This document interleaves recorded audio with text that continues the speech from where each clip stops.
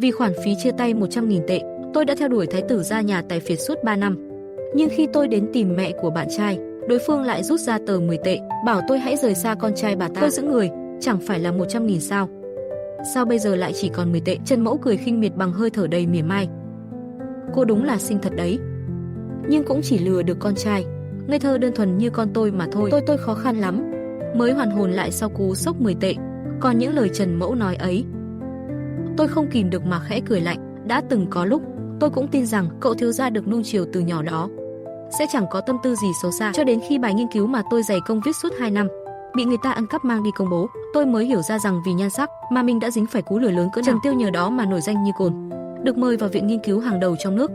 Còn những đơn kiện và tiếng gào thét của tôi trước sức mạnh tài chính khổng lồ của tập đoàn Trần Thị đều chìm nghỉm không một âm vang. Thưa dì nói đúng, cháu và anh ấy đúng là không cùng đường. Tôi đẩy tờ séc 10 tệ về phía bà. Dù cháu không giàu có gì, nhưng cũng không đến mức thiếu 10 tệ. Thái độ của tôi khiến Trần Mẫu bất ngờ. Bà ta đẩy kính râm xuống sống mũi bằng ngón tay, ánh mắt soi mói nhìn chằm chằm tôi. Tôi có tìm hiểu qua hoàn cảnh nhà cô, 10 tệ đối với cô đâu phải con số nhỏ. Cô định giỡn mặt tôi hay đang cố đánh lạc hướng? Tôi bật cười nhạt. Số tiền đó, dì nên tự giữ lấy thì hơn. Ly cà phê này cháu mời. Nói rồi tôi xoay người bước đến quầy thu ngân. Chào quý khách, tổng cộng là 705. Tôi quét mã cho chị nhé. Tôi nheo mắt nghi ngờ, tưởng mình nghe nhầm. Chắc là 75 tệ mới đúng chứ. Áp thông báo. Thanh toán thành công, 705. Tôi vô thức nhìn xuống. Giao diện thanh toán WeChat, thanh toán thành công, 0.0075 tệ. Cô trợn tròn mắt kinh ngạc, còn sốc hơn cả việc mình được sống lại. Trạng thái bàng hoàng kéo dài tận 2 tiếng, tôi mới dần hiểu ra tình hình thế giới hiện tại. Mọi thứ gần như không có gì thay đổi, chỉ là vật giá bỗng chốc rẻ đến không tưởng. Ví dụ như tờ séc 10 tệ mà mẹ Trần Tiêu đưa cho tôi. Tôi lập tức mở tài khoản ngân hàng trên điện thoại. Sau khi hệ thống làm mới, một dãy số dài hiện ra ngay trên màn hình. Số dư 5.410.000 chính là toàn bộ số tiền tiết kiệm, không thiếu dù chỉ một xu. Mà trong thế giới toàn cầu bị mất giá hiện nay, tài sản hiện tại của tôi quy đổi ra tương đương 54,1 tỷ tệ. Thành phố vào tháng 9 oi bức ngột ngạt, thế mà tôi vẫn ngồi lì ở quảng trường đến tận tối mịt, mãi đến khi lòng hoàn toàn bình tĩnh lại, tôi mới đứng dậy, bắt một chiếc taxi bên đường trở về ký túc xá. Trong phòng đang phát bài hit mới nhất của một nhóm nhạc nữ Hàn Quốc. Trên giường bên trái gần cửa, Lâm Song đang dùng giọng giả đáng yêu để chơi game tổ đội cùng Vương giả trên mạng. Dưới giường bên phải, Vương Hậu thân hình tròn trịa vừa ăn lẩu cay vừa xem phim. Góc ban công bên trái, Vu Hinh Hinh đang cúi người ôm bàn chân sơn móng. Sự xuất hiện của tôi không khiến bất kỳ ai trong phòng có chút phản ứng nào. Thậm chí chẳng một ai ngẩng đầu nhìn tôi lấy một lần, vẫn là như cũ. Khung cảnh quen thuộc, tôi lặng lẽ bước về vị trí của mình. Nhìn thấy bàn và giường đầy đồ đạc thuộc về người khác, tâm trạng lập tức sinh ra bực bội. Tôi cầm túi rác lên, không nói một lời, quét sạch toàn bộ đống đồ đó, ném thẳng vào túi rác. Động tác này cuối cùng cũng thu hút sự chú ý của các bạn cùng phòng. Cả ba người đều quay đầu nhìn, ánh mắt đầy sự dè chừng. Vu Hinh Hinh phát ra tiếng hừ nhẹ, giọng điệu mỉa mai, cậu lên cơn gì thế? Đống đồ này đâu có rẻ. Không phải đều do Trần Tiêu tặng cậu sao? Họ cãi nhau rồi à? Cô ta mong tôi bị đá lắm rồi. Dựa vào đâu mà cô ta lại xinh hơn mình, được yêu mến hơn mình? Rõ ràng là mình quen Trần Tiêu trước cơ mà. Thế mà Trần Tiêu lại cố tình thích tôi. Tôi chẳng buồn bận tâm đến họ, chỉ tập trung lục lọi trong ngăn kéo. Cuối cùng cũng mò ra chiếc nhẫn Trần Tiêu tặng. Tôi không thèm nhìn, ném thẳng vào túi rác. Vu Hinh Hinh giọng cao vút, kinh ngạc hỏi, Lâm Kiều, cậu không sao chứ? Chiếc nhẫn đó gần 3 tệ lận đấy. Cô ta thử thăm dò, cậu thật sự không cần nữa à? Tôi mỉm cười nhàn nhạt, muốn thì lát nữa xuống thùng rác dưới lầu mà nhặt. Đừng mơ tôi sẽ cho không cậu. Vu Hinh Hinh có phần lúng túng. Ai thèm cái nhẫn của cậu chứ? Nhà mình thì nghèo, còn bày đặt làm màu. Lâm Song phụ họa thêm, tiền là của Trần Tiêu chứ có phải của cậu đâu. Làm ra vẻ gì chứ? Lời còn chưa dứt, cô ta vội vã hạ giọng giải thích với đồng đội trong game. Không phải tôi nói đâu, là bạn cùng phòng tôi đấy. Bên phòng bên cạnh có người xông vào, vẻ mặt kích động. Lâm Kiều mau xuống dưới đi, Trần Tiêu đang cầm một bó hoa hồng thật to đợi cậu kìa. Vừa nói vừa dùng tay mô tả kích cỡ bó hoa, còn không quên lộ vẻ mặt ngưỡng mộ. Vu Hinh Hinh nghe thấy Trần Tiêu đến, lập tức bật dậy khỏi ghế. Vương Hậu cũng ngưng ăn, Lâm Song cũng dừng chơi game. Cả bọn chen chúc ra ban công ngó xuống tầng dưới. Dưới ký túc xá nữ sinh tụ tập một đám đông. Trần Tiêu ôm bó hoa hồng đỏ rực, ngẩng đầu nhìn lên cửa sổ phòng 309. Vu Hinh Hinh mắt đỏ hoe vì ghen tị, lẩm bẩm, Lâm Kiều, cậu còn giả vờ chia tay rồi mà người ta vẫn đến tìm cậu đấy. Tôi chẳng buồn ra ban công nhìn, chỉ lặng lặng buộc chặt túi rác lại, xách lên rồi rời khỏi phòng. Thấy tôi bước ra, đám sinh viên vây quanh liền chủ động nhường đường. Từng ánh mắt khác biệt đồng loạt đổ dồn về phía tôi.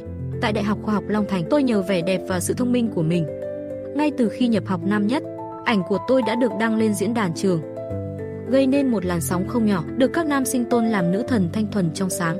Những nam sinh rảnh rỗi thi nhau tìm cách tiếp cận tôi. Trần Tiêu chính là một trong số đó. Tôi vẫn nhớ rõ, ngày ấy Trần Tiêu cũng ôm bó hoa hồng, đứng đợi dưới ký túc xá nữ. Khung cảnh giống hệt như hôm nay, cả nhóm vây xem cũng cứ như là cùng một đám người. Trần Tiêu mặt mày hớn hở bước lên trước, Lâm Kiều, xin lỗi cậu, tớ thay mẹ mình xin lỗi vì hành động hôm nay. Cậu đừng giận nữa nhé, tôi không chút biểu cảm vung tay. Chiếc túi rác đen đầy ắp liền bay thẳng về phía Trần Tiêu, phóng đại ngay trước mắt anh ta và đập thẳng vào mặt anh. Sức nặng khiến cả bó hoa và túi rác cùng rơi xuống đất. Mọi người xung quanh mở to mắt sửng sốt, ánh nhìn đồng loạt chuyển thành kinh ngạc, trong đó xen lẫn chút nghi hoặc. Lâm Kiều làm gì thế? Có phải họ vừa cãi nhau không? Biểu cảm của Lâm Kiều có gì đó lạ lắm. Không phải chia tay rồi đấy chứ? Mới yêu chưa tới nửa năm mà.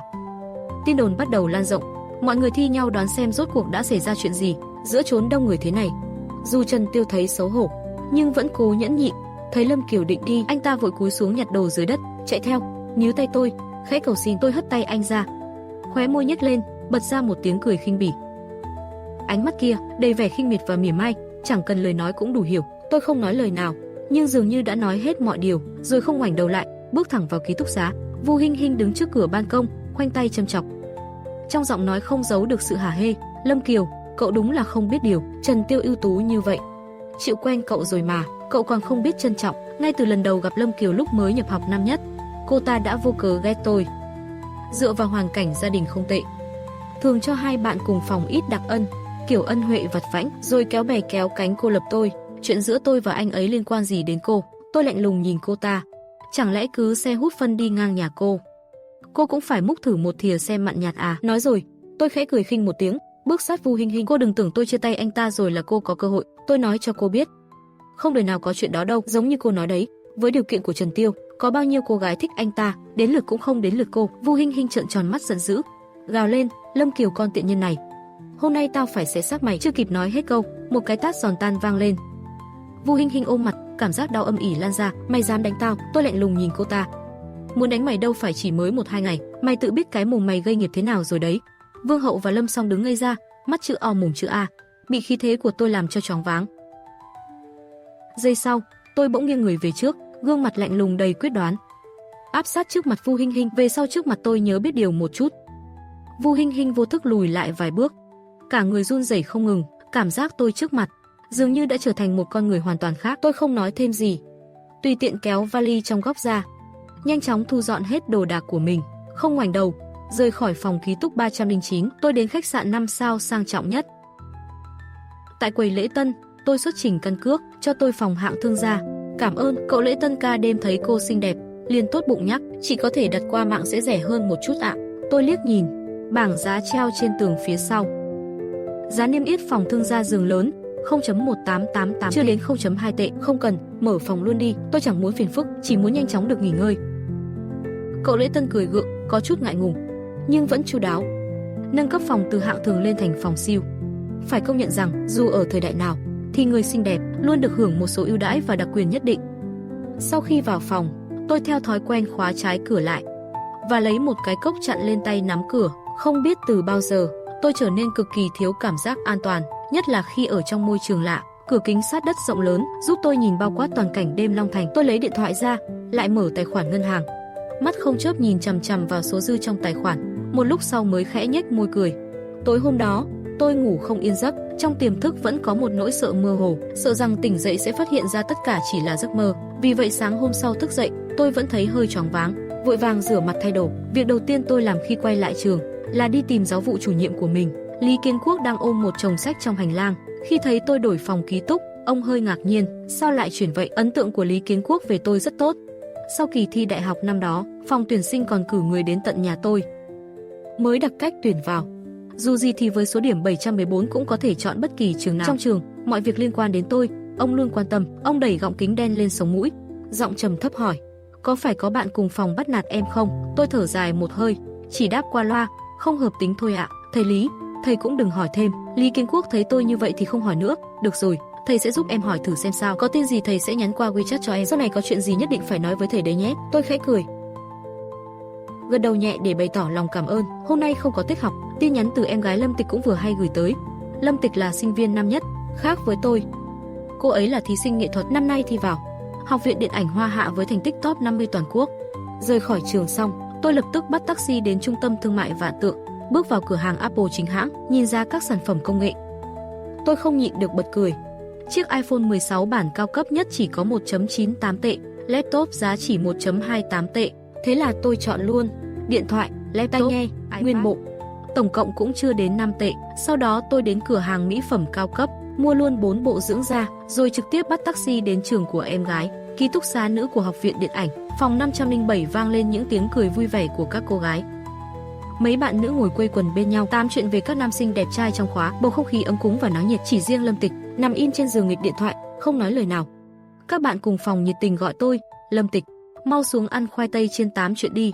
Lâm Tịch lắc đầu, nhỏ giọng từ chối, các cậu ăn đi nhé, mình sợ mập. Mấy cô bạn trêu chọc. Cậu gầy thế còn sợ gì, sắp quân sự rồi đấy. Lúc đó thì cậu còn gầy hơn ấy chứ. Lâm Tịch ban đầu còn muốn từ chối, nhưng Tôn Viên đã chủ động kéo tay tôi. Thôi nào, đừng rụt rè thế nữa, chúng ta đều là nghệ sĩ cả mà. Mau nhập hội đi, không người ta lại tưởng tụi mình cô lập cậu đấy. Lâm Tịch đành bất lực, lật người bước xuống giường. Thật ra cô không phải không muốn hòa nhập, chỉ là trong lòng luôn thấy tự ti. Ngoài cô ra, ba bạn cùng phòng đều là người bản địa Long Thành, gia cảnh cũng đều rất khá giả. Ngay từ đầu năm học, ai cũng âm thầm chuẩn bị quà tặng nho nhỏ. Mỹ Na tặng vòng tay hàng nhẹ cao cấp, tra trên mạng thấy giá hơn 4 hào. Tôn Viên tặng kính râm hàng hiệu, gần 2 hào, còn thẻ spa của Vương Sở Hàm có mệnh giá 3 hào 8, còn Lâm Tịch thì chỉ mang theo vài món đặc sản quê nhà, tổng cộng chưa đến 3 phân tiền. Tuy các bạn nhận quà đều rất vui, nhưng so ra thì cô vẫn thấy khá ngại ngùng. Thật ra là chính tôi tự tôi lập bản thân mà thôi. Lúc này, tôi đã đứng ngoài cửa nghe được một lúc. Các bạn cùng phòng của em gái tôi thật sự tốt hơn tôi rất nhiều. Tôi giơ tay nhẹ nhàng gõ cửa. Người mở cửa là Vương Sở Hàm. Cô ta vừa thấy tôi, mắt lập tức sáng rỡ. Trong lòng thầm khen, chị gái xinh quá đi mất. Vô thức cất cao giọng hơn, chị tìm ai ạ? Lâm Tịch hơi bất ngờ khi chị sao chị lại đến đây. Mấy bạn cùng phòng đều sững sờ. Thì ra đây là chị gái tiên nữ mà Lâm Tịch hay nhắc đến. Tôi mỉm cười, đưa bộ quà tặng trong tay cho mấy cô gái. Chị có mang quà đến cho hy vọng mọi người sẽ thích nhé. Tôi nhìn vào ánh mắt trong veo của em gái, trái tim khẽ rung động. Tôi cố giữ bình tĩnh, xoa đầu em dịu dàng. Chị có mua chút đồ cho em, sợ để lâu quá sẽ quên nên mang đến luôn. Không kịp báo trước cho em biết. Lâm Tịch thấy chị đưa tới một đống túi lớn túi nhỏ, mắt tôi mở to kinh ngạc. Cả một bộ sản phẩm Apple mới tinh, toàn là thứ tôi từng ao ước, nhưng chưa bao giờ dám mở miệng xin. Chiếc điện thoại tôi đang dùng hiện tại chưa đến 2 hào, dùng gần 3 năm rồi, bấm chữ còn bị đơ. Mỗi lần thấy người khác cầm iPhone mới, tôi cũng không khỏi thầm ngưỡng mộ. Lâm Tịch khó tin đưa tay nhận lấy. Tôi nhìn thấy phản ứng của em gái, trong lòng vừa xót xa vừa quyết đoán. Tôi chưa từng có được điều gì mình muốn, vậy nên bắt đầu từ hôm nay, tôi sẽ dành cho em mình tất cả những điều tốt đẹp nhất trên đời. Tôi quay sang mấy bạn cùng phòng nói, tính cách Lâm Tịch hơi hướng nội, mong các em sau này quan tâm và thông cảm cho nhau nhiều hơn, chăm sóc con bé giúp chị nhé. Chắc chắn rồi ạ, chị yên tâm, bọn em rất quý Lâm Tịch. Mấy bạn cùng phòng đều rất lễ phép và dễ thương. Tôi mỉm cười hài lòng, rồi quay sang hỏi em gái, hôm nay em không có ra ngoài với chị nhé, ăn xong chị đưa em về. Lâm Tịch vui vẻ gật đầu. 2 năm rồi cô chưa được gặp chị, tất nhiên là muốn ở bên chị thêm một chút. Khi hai chị em tay trong tay rời khỏi ký túc xá, 3 người còn lại mới hào hứng tụ lại một chỗ. Trời ơi, chị của Lâm Tịch xinh quá đi mất. Tớ còn chưa thấy ai ở trường mình. Tớ còn chưa thấy nữ sinh nào đẹp như vậy ở trường mình. Nếu vào giới giải trí chắc chắn cũng dư sức đè bẹp cả đám luôn ấy. Đã thế lại còn thân thiện, còn mang quà tặng cho tụi mình nữa. Gel dưỡng này tớ mê lắm, nhưng sao trước giờ chưa từng thấy dòng này nhỉ? Tớ cũng vậy luôn, khác hẳn với loại gel dưỡng tớ từng mua, trông sang xịn hơn hẳn ấy. Mỹ Na, thử dùng app Taobao quét mã xem sao. Cả nhóm lập tức chen đầu lại, trụng vào nhìn màn hình điện thoại của Triệu Mỹ Na. Gel dưỡng đỉnh cao, dòng đen lam phiên bản bộ có giá gần 5 tệ.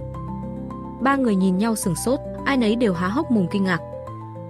Hai chị em ra phía cổng chính Học viện Điện ảnh. Vì quá nổi bật nên dọc đường thu hút rất nhiều ánh nhìn, thậm chí có cả nam sinh lén rút điện thoại chụp hình. Lâm Hy vì thế mà ưỡn thẳng lưng từ nhỏ đến lớn. Điều khiến cậu tự hào nhất chính là có một người chị gái đẹp nhất thế giới. Vì vậy mỗi lần đi dạo phố cùng chị là lúc cậu thấy tự tin. Trung tâm thương mại Mỹ La là một trong những khu mua sắm cao cấp nhất ở Long Thành. Vì vậy mỗi lần được cùng chị đi trên phố là lúc em ấy thấy tự tin. Trung tâm thương mại Mỹ La, một trong những trung tâm mua sắm cao cấp nhất ở Long Thành. Nơi đây quy tụ gần như tất cả các thương hiệu quốc tế hàng đầu, là nơi mà Lâm Hy chỉ từng thấy trong các bộ phim truyền hình. Chưa bước vào, cậu đã bị vẻ ngoài lộng lẫy của trung tâm thương mại làm cho choáng ngợp. Khi Lâm Hy còn đang ngẩn người thì đã bị chị gái dắt vào quầy Cartier.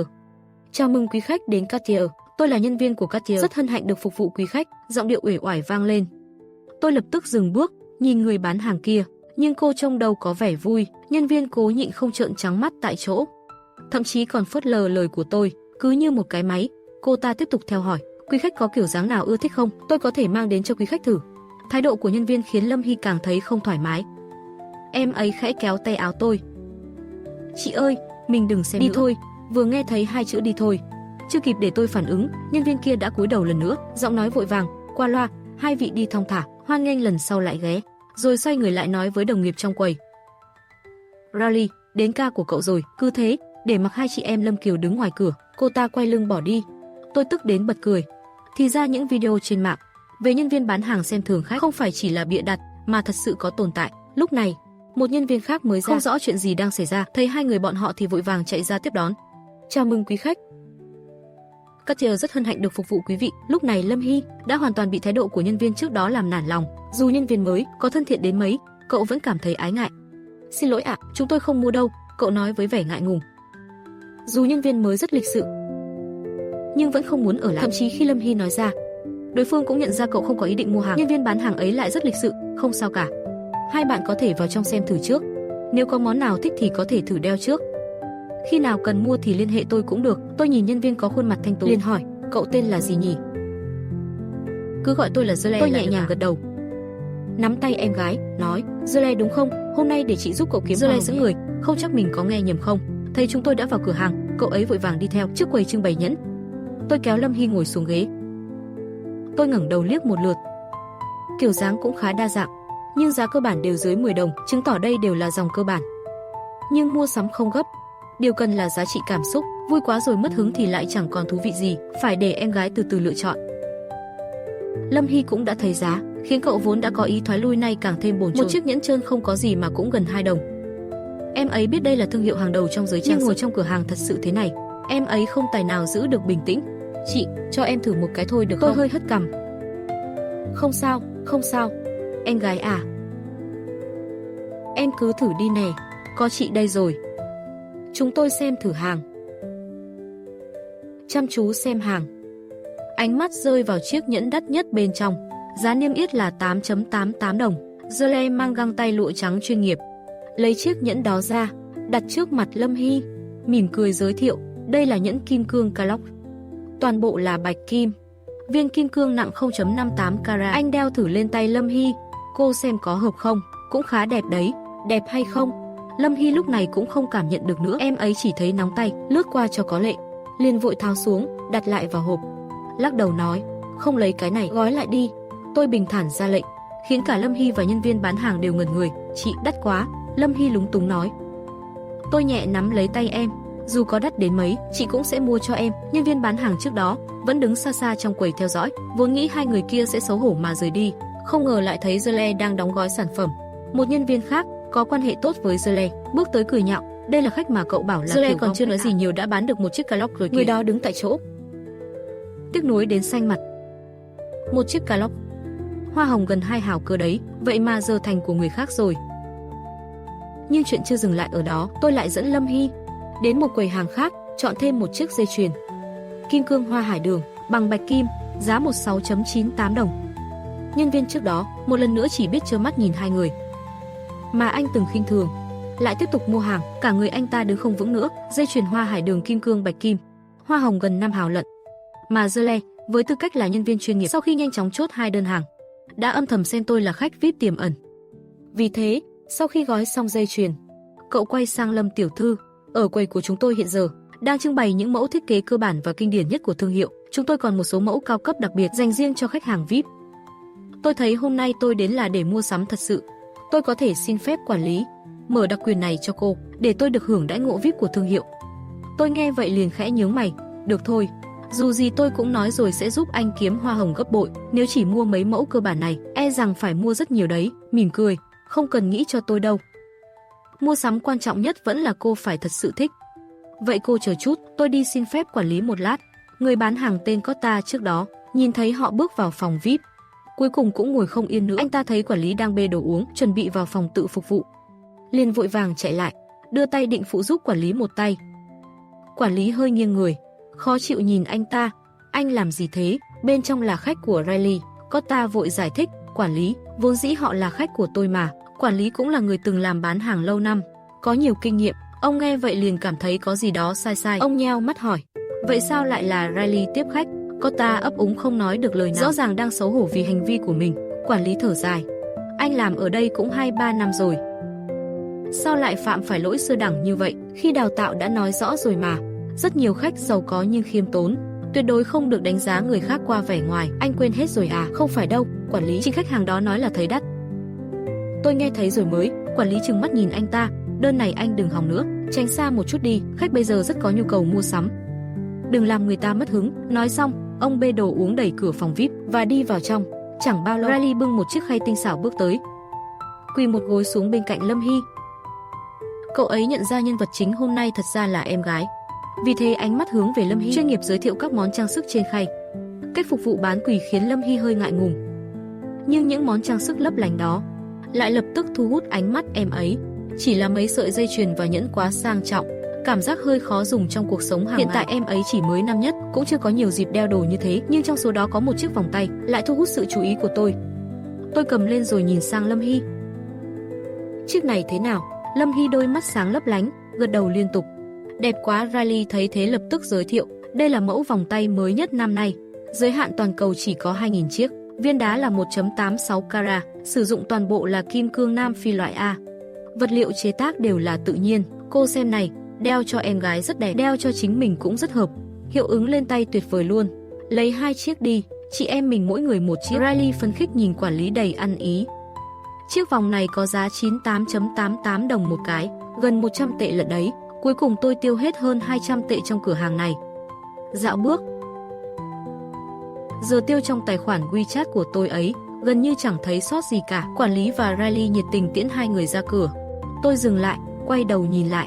Ngay lập tức tôi nhìn thấy người bán hàng ban đầu. Cảm nhận được ánh mắt của tôi, anh ta vô thức tránh né, ánh mắt có phần lúng túng và bối rối, nhưng tôi chỉ mỉm cười nhẹ, không làm khó thêm gì anh ta. Huống hồ với dân bán hàng, quan trọng nhất vẫn là hoa hồng. Hoa hồng vốn thuộc về anh ta, giờ đã bị người khác lấy mất, chắc chắn trong thời gian ngắn anh ta sẽ rất ấm ức. Sau đó tôi lại dẫn em gái đi mua quần áo, giày và túi xách. Nhìn thấy họ xách túi Cartier trong tay, các nhân viên bán hàng ở cửa tiệm khác liền trở nên cực kỳ nhiệt tình, không dám lơ là chút nào. Cuối cùng hai chị em tay xách nách mang không nổi nữa, mới tìm một nhà hàng ngồi nghỉ. Tôi lấy điện thoại chuyển cho em gái 10 tệ. Sau này muốn gì cứ mua thẳng đi, không đủ thì nói với chị. Nhà hàng này chuyên phục vụ món Pháp. Tôi gọi rất nhiều món hải sản mà em gái thích và một chai rượu vang đỏ. Từng món ăn được bày trí đẹp mắt lần lượt được mang lên. Lâm Hy cầm dao nĩa định nếm thử một miếng, nhưng không cẩn thận, vô tình chạm vào ly cao bên cạnh. Chiếc ly thủy tinh rơi xuống đất vỡ tan, tiếng va chạm chói tai vang lên kèm theo tiếng hét thất thanh. Bỗng chốc làm náo động cả nhà hàng. Một người phụ nữ nhìn sang với vẻ mặt khó chịu. Người phụ nữ quay đầu nhìn Lâm Hy, mắng: "Em làm cái gì vậy? Không có mắt à?" "Xin lỗi chị ạ, em không cố ý." Người đàn ông đeo kính đi cùng người phụ nữ định nổi nóng, nhưng khi vừa nhìn thấy Lâm Hy liền sáng mắt lên, rồi lại nhìn sang tôi đang đứng dậy. Ánh mắt anh ta càng thêm ngỡ ngàng. "Ấy ra, không sao chỉ bị ướt một chút đầu mũi giày thôi mà." Người đàn ông vốn định lên tiếng bảo vệ, nhưng thấy hai chị em quá xinh đẹp thì vô thức cư xử như quý ông. Người phụ nữ quay lại trừng mắt: "Gì mà không sao, đây là giày mới của tôi, một đôi gần 2 tệ lận đó. Chất liệu này không thể gặp nước, lại càng không thể bị dính màu, đôi giày này coi như bỏ rồi." Người đàn ông nghe vậy, nghĩ tới việc là mình trả tiền, bắt đầu thấy sót của. Người phụ nữ quay lại lần nữa, nổi giận với Lâm Hy: "Xin lỗi thì có ích gì, nói xem phải làm sao bây giờ." Tôi liếc nhìn, đôi giày cao gót trắng bị rượu đỏ làm ướt phần mũi. Chuyện này đúng là em gái tôi gây ra, cũng có lỗi trước. "Chị đừng nóng, chúng tôi sẽ bồi thường cho, phiền chị cho tôi xem đơn đặt hoặc hàng, giá chính thức trên trang web cũng được, tôi sẽ trả đúng giá." Không ngờ câu nói bình thường đó lại khiến đối phương như bị chọc giận. "Ý cô là sao hả? Cô nói tôi bịa chuyện à? Cô lớn bằng ngần này chưa từng thấy đôi giày nào giá 2 tệ à?" Nói rồi ánh mắt hắn ta quét từ đầu đến chân tôi và Lâm Hy. Vẻ ngoài trẻ trung xinh đẹp của hai người khiến hắn vừa ghen tị vừa thèm khát. Hắn khịt mũi một tiếng đầy khinh miệt: "Tôi thấy hai cô chắc vẫn là sinh viên, gọi phụ huynh các cô đến mà trả tiền, không thì tôi báo công an ấy." Tôi nghe vậy không nhịn được bật cười lạnh. Đừng nói là giày 2 tệ, giày 20, 200 tệ, nhưng tôi phải thấy giá trong đơn đặt hàng hoặc bảng giá chính thức. Yêu cầu của tôi đâu có vô lý. Anh la hét cái gì như con lu vậy? Cô nói ai là chó hả? Người phụ nữ trợn trừng mắt, như thể bị sỉ nhục nặng nề. Cô ta lập tức định ra tay tát. Người phụ nữ trợn trừng mắt, như thể vừa bị xúc phạm nặng nề. Cô ta lập tức giơ tay định tát tôi. May mà người đàn ông phía sau nhanh tay nhanh mắt, ôm chặt lấy cô ta. Người phụ nữ vùng vẫy trong lòng anh ta, vừa đánh vừa hét, anh có tác dụng gì đâu, người ta mắng vào mặt em rồi đó. Không bênh em mà còn cản em. Đúng lúc này, ở góc nhà hàng, hai nam sinh quay đầu nhìn lại, đó chẳng phải là Lâm Kiều sao? Nam sinh tên Khúc Dương đã chú ý từ lâu, chỉ là vẫn im lặng không nói gì, cúi đầu tập trung cắt bít tết trước mặt.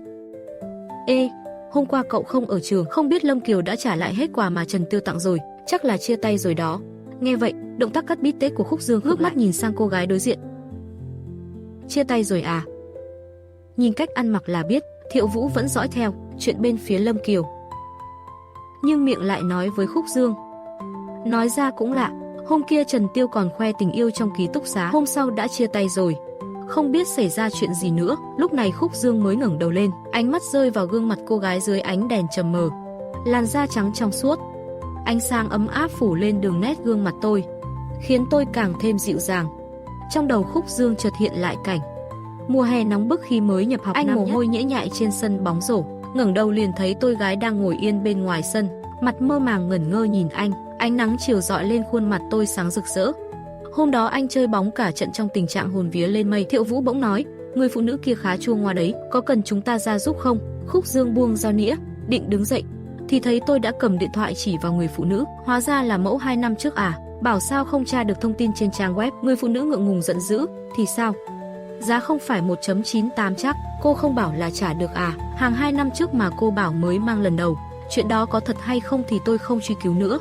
Phí khấu hao tôi cũng lười tính với cô, đưa mã nhận tiền ra đi. Từng câu của tôi nghe như không có sức công kích, nhưng lại đánh trúng vào lòng tự trọng của người phụ nữ kia, đặc biệt là dáng vẻ thản nhiên, như không hề để tâm của tôi, càng khiến đối phương trông như một người đàn bà chua ngoa vô lý. Người phụ nữ còn định tiếp tục chửi, nhưng người đàn ông bên cạnh đã cảm thấy mất mặt, vì ánh nhìn của thực khách, vội vàng lấy mã nhận tiền ra, chuyển khoản đi. Tôi không nói nhiều, chuyển luôn 1 tệ 98 hào qua đó. Thấy tiền đã vào tài khoản, người đàn ông lập tức kéo người phụ nữ rời đi. Không ăn nữa, chỉ là một chuyện nhỏ nhặt mà thôi. Tôi lập tức khôi phục vẻ bình tĩnh, cảm giác như bị ai đó nhìn. Tôi theo bản năng quay đầu nhìn vào bên trong. Đúng lúc chạm phải ánh mắt của Khúc Dương chưa kịp thu lại, tôi hơi sững người. Tôi không biết Khúc Dương, nhưng biết anh ta không chỉ là bạn cùng phòng của Trần Tiêu mà còn là phó hội trưởng câu lạc bộ bóng rổ, cũng xem như nhân vật nổi bật trong trường, là hình mẫu mà nhiều nữ sinh yêu thích. Ngay cả Vương Hậu, kiểu con gái chỉ thích cày phim trong ký túc xá mỗi ngày, cũng thường xuyên chạy ra sân xem anh ta chơi bóng. Có lẽ đối phương nhận ra tôi nên mới nhìn qua. Tôi không nghĩ nhiều, thu lại ánh mắt tự nhiên và mỉm cười trò chuyện với em gái. Cậu nghe rõ chưa? Hình như Lâm Kiều đền cho cô ta 2 tệ đó. Thiệu Vũ hạ giọng nói. Nhà cô ấy không phải điều kiện bình thường à? Vừa nói, Thiệu Vũ vừa trợn to mắt ngạc nhiên, như thể phát hiện ra một bí mật kinh thiên động địa. Nhìn Khúc Dương, họ chia tay rồi. Có khi là vì cô ta bám được đại gia giàu hơn. Mặt Khúc Dương lập tức sầm xuống. Nói năng không bằng chứng, đừng nói bậy, ăn hay không ăn thì đi. Ăn đi. Thiệu Vũ vội rụt cổ, cười được ăn một bữa thế này cũng là nhờ phúc của cậu đấy. Tối nay lúc tôi livestream, cậu nhớ đi qua đi lại sau lưng tôi nhé, chắc chắn lại được thêm carnival. Sau bữa tối, tôi đưa Lâm Tịch về lại trường. Nhìn cậu xách theo một đống đồ đi vào ký túc xá, mới xoay người rời đi. Về đến khách sạn, tôi ngâm mình trong bồn tắm một lúc, rồi nằm cuộn tròn trên sofa, chán chường lướt Douyin, lướt được vài video, lại thấy bạn cùng phòng của Trần Tiêu đang livestream trong ký túc xá. Thiệu Vũ ngồi trước ống kính, Khúc Dương thì ngồi phía sau bên cạnh. Livestream đông nghẹt người vào xem trai đẹp, quà tặng cứ thế bay đầy màn hình. Thiệu Vũ cười đến không ngậm miệng được. Khúc Dương thì lạnh lùng như một người mẫu không cảm xúc, ngồi đơ ra như tượng gỗ. Tôi nhìn mà cảm thấy buồn cười.